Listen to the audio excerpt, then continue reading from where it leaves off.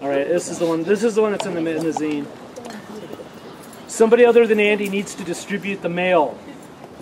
Stay right there and allow me to sink my teeth into your autonomy. Don't you think I would change my name if I thought it would make a difference? Sit there and smell my displeased look.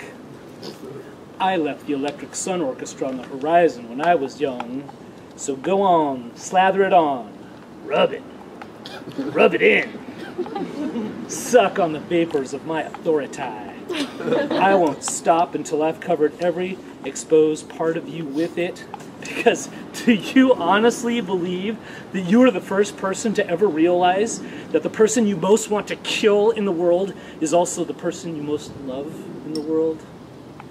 No. When you have finished, then all things will be possible. We will be anything we want, again, finally.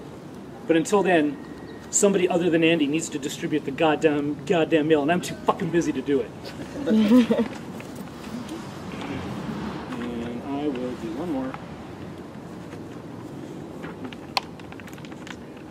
A spectacle sees its reflection in the mirror. Petri dish intention, the meta equals terrestrial, disassociates and owns hard through her dowsing device. A little man with a big, dumb heart chases his tail inside a grimy hovel with a view of an oracle grown so dingy over all these unchanged years.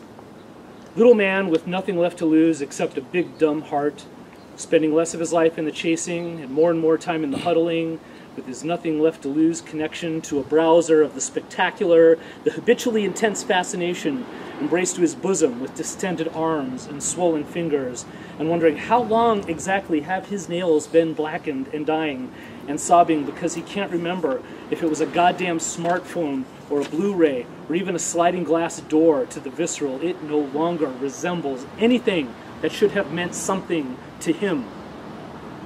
There is only the memory that it did once. Thank you, Brother Crow.